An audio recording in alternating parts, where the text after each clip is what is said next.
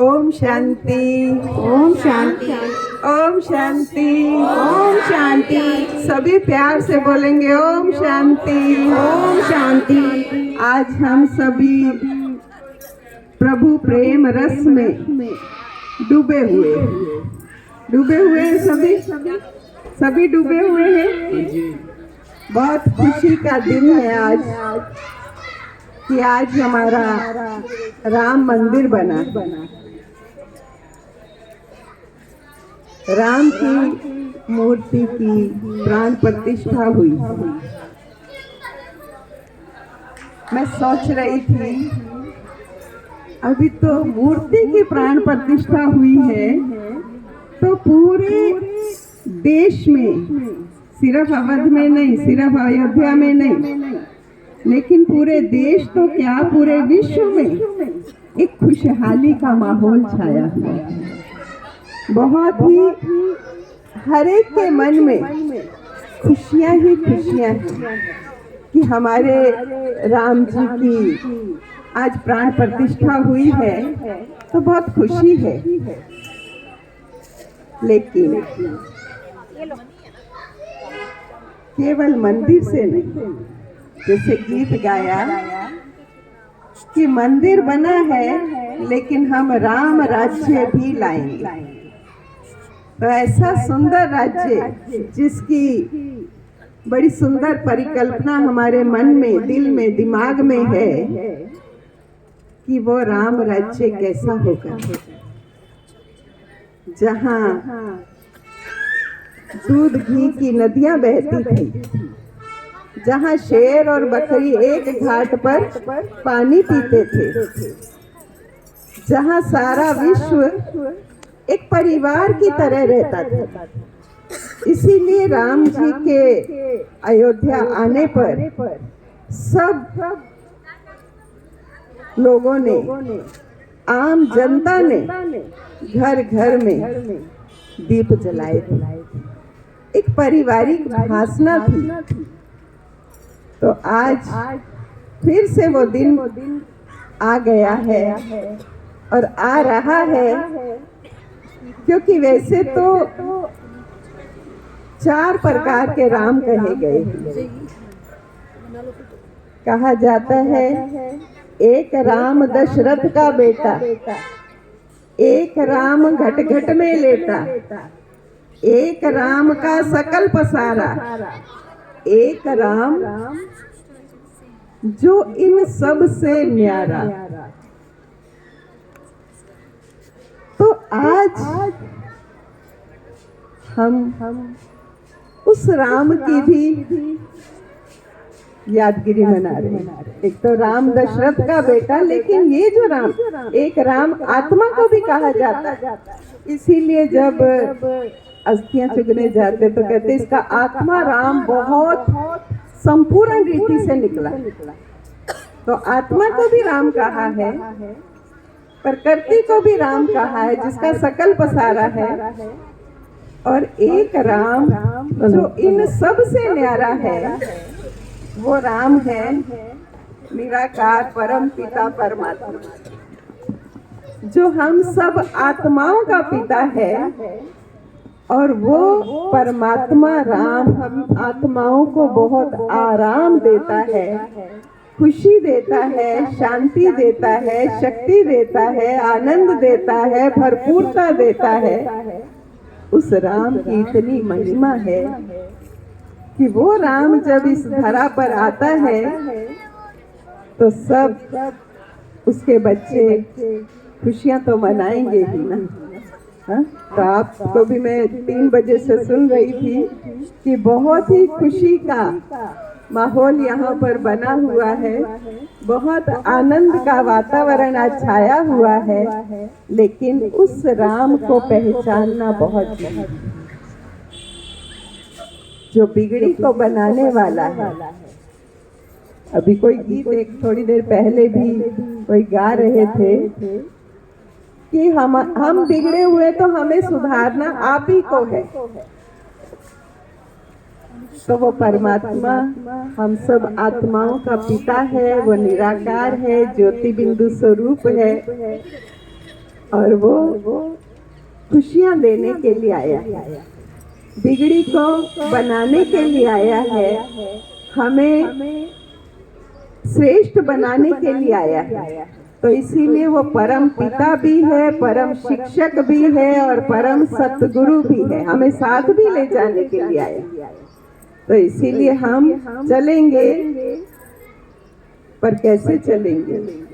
संपन्न होकर के, संपूर्ण होकर के, झोलियां भर करके, परमात्मा से गुणों की, शक्तियों की, अनुभवों की झोलियां भर भर करके हम संपूर्ण होकर के चलेंगे, तभी इस दुनिया में। क्योंकि राम राज्य बनाने वाले कौन?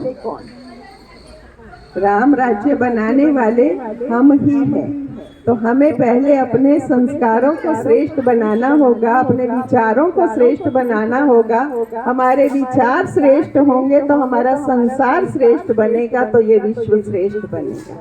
तो फिर घर घर में सच्ची दिवाली, सच्ची, क्योंकि आत्मा की ज्योत जग जाएगी तो हर घर में खुशियां होंगी, हर घर में दिवाली होगी, तो हमारा खोया हुआ स्वराज्य फिर से वापस आएगा। ये तो 500 वर्षों के बाद आया, लेकिन हमारा ये खोया हुआ राज्य 5000 वर्षों के बाद आता है। फिर से हमारा वो खुशियों भरा संसार आने वाला है।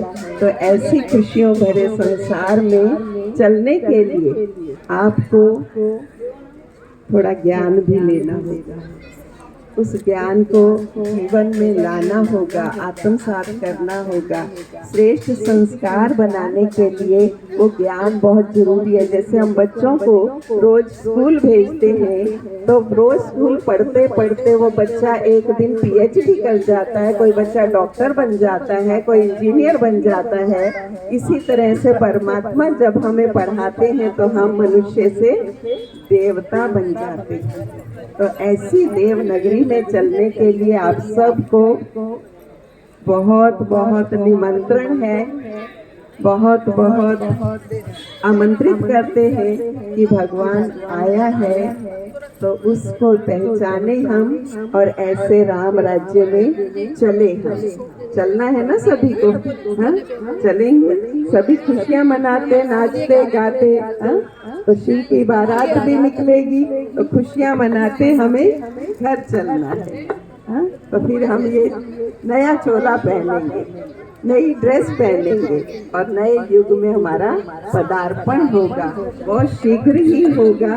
तो इसीलिए राम जन्मभूमि पर आज के इस अवसर की आप सबको बहुत बहुत बहुत बहुत दिल से बधाई हो, बधाई हो, बधाई हो।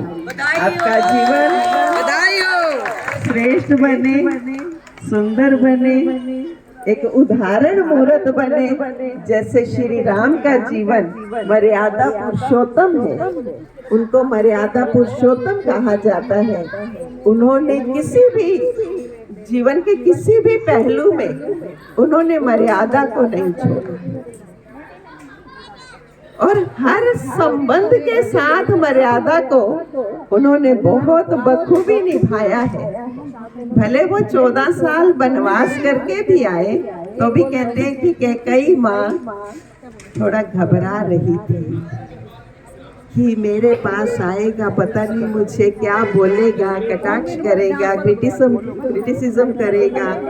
लेकिन कहते हैं कि सबसे पहले उन्होंने कैकेयी माँ के ही पांव छुए कि आपने मुझे इतना स्ट्रॉन्ग बनाया। हर बात में श्री राम जी पॉजिटिव रहे, कभी भी कैसी भी परिस्थिति आई लेकिन कभी भी नेगेटिव नहीं हुए।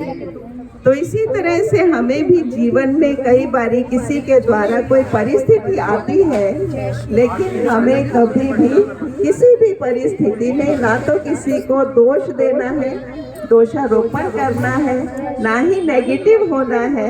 हर परिस्थिति में चाहे विघ्न आया है, चाहे समस्या आई है, चाहे कष्ट पहुंचाया है किसी ने, चाहे कुछ भी हुआ है, कैसी भी सर्कमस्टांसेस हो, लेकिन उन सब सर्कमस्टांसेस में मुझे भी श्री राम की तरह सदा पॉजिटिव रहना है, सदा पॉजिटिविटी फैलानी है। अगर हम एक एक आत्मा ये पॉजिटिविटी का संकल्प ले लें तो मैं समझती हूँ आपका घर आज भी स्वर्ग बन जाएगा। आज भी हमारे घरों में कोई भी दूषित वातावरण नहीं बनेगा। कभी भी हम किसी की कमजोरी नहीं देखेंगे, कमी नहीं देखेंगे। हर एक आत्मा का अपना पार्ट है, हर एक आत्मा के अपने संस्कार हैं, लेकिन हम कभी भी घर के वातावरण को नेगेटिव नहीं होने देंगे। हमारे संबंध बहुत सुमधुर रहेंगे। कभी समाना भी पड़ता है, कभी सहना भी पड़ता है, लेकिन हमारे संबंध आपसी बहुत सुमधुर होंगे। तो इसीलिए आज कोई ना कोई एक गुण, कोई ना कोई एक विशेषता श्री राम के जीवन की हम अपने जीवन में जरूर धारण करें, तब तो राम राज्य लाएंगे। अगर वो विशेषता नहीं आई, वो गुण नहीं आए, तो राम राज्य नहीं आ सकता। सिर्फ कहने से नहीं आएगा। तो इसीलिए कोई ना कोई एक विशेषता जरूर आप लेकर के जाएं अपने जीवन में, तो आप ही हम ही जल्दी से जल्दी इस धरा को राम राज्य बनाएंगे। आप सभी को पुनः पुनः बहुत बहुत बहुत बहुत पदम गुणा बधाई हो। आपकी झोलियां सदा बधाइयों से भरी रही। ओम शांति, ओम शांति, ओम शांति।